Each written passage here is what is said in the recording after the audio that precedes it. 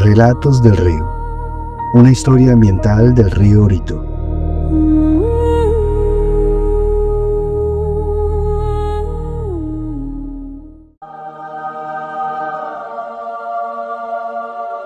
Canto de sirenas.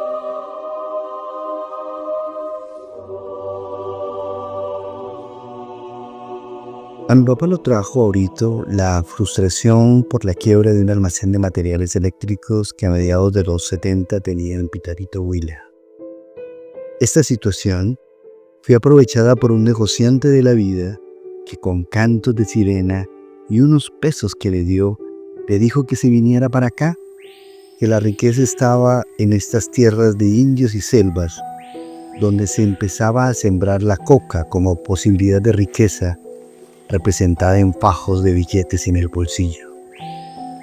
Eso cegó por un tiempo a mi papá y a sus acompañantes, don Pedro Jajoy, su hijo Arcesio, y don José Madroñero, con los que se vino, de entender que esta era la tierra de la abundancia, la vida y la prosperidad del alma.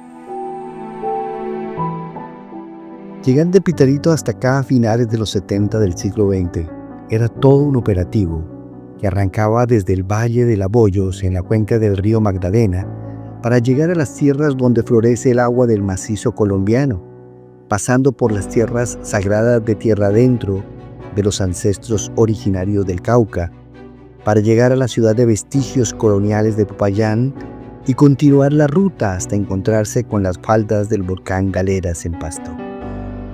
Un recorrido que, para las condiciones de ese entonces, podría tomarse entre 15 y 18 horas de viaje por tierra. Pasto era la parada de aprovisionamiento para todo lo que necesitaba la gente que no sabían vivir en las tierras andino-amazónicas de Orito. El frío calador de huesos de Pasto servía de contraste para que el caldo amarillo de costilla de res con ojos de aceite nadando y abundante papa soplara el vapor que me llegaba hasta la cara. Tómese todo el caldo, porque de aquí para abajo no hay nada. Fue la sentencia con la que mi papá me conminó a terminarme ese caldo caliente.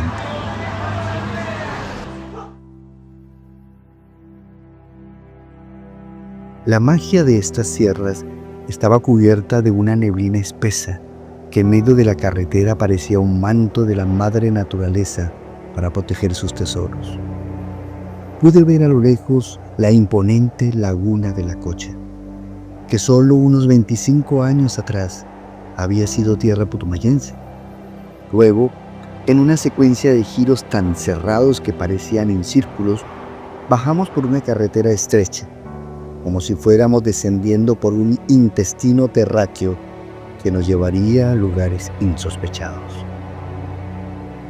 Rompiendo la neblina en medio del valle interandino de Tabanoc, emergía la cúpula de la marca socioespacial más trastocadora que nos dejaron los invasores europeos, las iglesias. En el valle de Tabanoc, apodado Sibundoy, la parada era obligatoria por dos razones.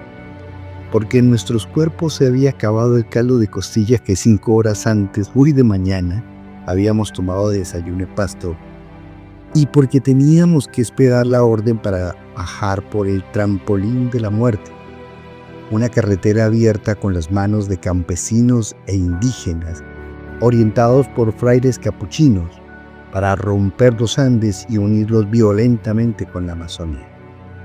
Ahí esperamos con la paciencia de la ilusión, de lo inesperado, de la aventura. Al surcar esta carretera, parecía como si toda el agua que sobrara y faltaba en otras partes estuviera ahí. Agua en gotas, agua en caudales, agua en vapor, agua fría, agua destilando, agua corriendo, agua atravesando la carretera, agua verde, agua azul, agua ocre, agua mágica, toda vigilada por aves tensiosas, venados asomados, dantas escondidas y osos encumbrados. Creo que desde esas fechas conservo la costumbre de disfrutar como niño cuando paso con mi bicicleta por las pequeñas quebradas que se asoman en las rutas del ciclomontañismo por estas tierras. Había tanta agua que no tenía más remedio que convertirse en quebradas y ríos y bajar a prisa por la montaña, con la certeza inquebrantable de llegar tan abajo como solo el agua lo podía hacer, bajando tanto como 8.000 kilómetros, dando vida a países, ciudades, poblados, selvas, lagunas y humedales, hasta llegar con la fuerza de 17.000 toneladas diarias al océano Atlántico. Una curva pedregosa nos advertía que en ese instante terminaban los Andes y empezaba la Amazonia. Allí, en ese punto, estaba Villagarzón, un pequeño pueblo que parecía haberse fundado para sostener la montaña. El calendario ecológico nos indicaba que estábamos en fin de año, porque a la vera de la carretera, con una capa de polvo en forma generosa sobre mesas improvisadas, había cerros de unas frutas como uvas, pero más grandes, negras, de cáscara áspera, que nos pelaban las yemas de los dedos y los labios, cuando sin la habilidad del lugareño nos la metíamos a la boca para ordeñarles la miel de sus entrañas. Era la uva Caimarón. El frío y el ambiente fresco que hasta ahí habíamos sentido fueron desterrados con imponencia por un clima húmedo y caluroso.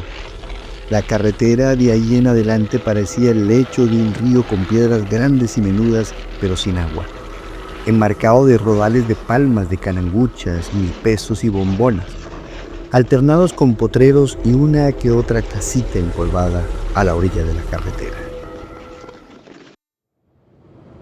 El sonido del ronceado continuo de las llantas del bus sobre el tendido de piedras, los saltos convocados por las más grandes y el polvo entrando en medio del aire caliente por las rendijas de las ventanas, nos acompañó por un muy largo trayecto hasta que llegamos a Santana. Daba la sensación de que habíamos llegado a un punto marcado en un mapa viejo, con una cruz pintada de rojo. Al parar el bus, por mi estatura de niño, solo miraba a través de las ventanas decenas de manos, como si fuera una sesión de un teatrino de títeres de las vendedoras de carne ahumada con yuca, en bolsitas de plástico aceitadas, olorosas y blanditas por el calor de su contenido. No recuerdo si eran a 500 o a 1.000 pesos que las vendían. Lo que sí recuerdo era que se inundaba el interior del bus con el olor a carne ahumada aliñada que se mezclaba con los olores propios de un viaje tan largo. De Santana en dirección hacia Orito, distante unos 50 a 100 metros de ambos lados de la orilla de la carretera, había un continuo de miles de palmas cananguchas que por kilómetros señalaban a la distancia a través de las líneas verticales de sus troncos y la expresión de manos abiertas de sus hojas, la conexión entre el agua del cielo y la de los humedales o cananguchales, como les decimos. Muchos años después comprendí que el conjunto de humedales es la protección más efectiva provista por la naturaleza para que las quebradas y ríos permanezcan limpios y descontaminados. Son sus riñones, pues ellos, con su ecología, actúan como unos filtros poderosos para contener y procesar elementos altamente tóxicos y contaminantes como los metales pesados, entre ellos el plomo, el cadmio, el cobre, zinc, cromo y el mercurio. También son las lacunas en sus etapas iniciales para los peces endémicos que habitan los ríos. Estos son el hábitat para especies de peces como las cuchillejas o anguilas, el dentón, que nos causaba un poco de impresión, pues al tomarlos en las manos cuando los pescábamos, luego de cuidar que no nos mordiera, se sentían esponjosos, como si estuvieran acolchonados por vejigas de aire infladas. Las garzas y otras decenas de aves como las loras organizaditas en pareja, los mochileros, las pavas, los algodoneros, las piojosas y uno que otro tucán, a esa hora empezaban a volar con su algarabía de chirridos, silbidos y trinos en grandes bandadas rumbo a los cananguchales y hacia las orillas del río Orito.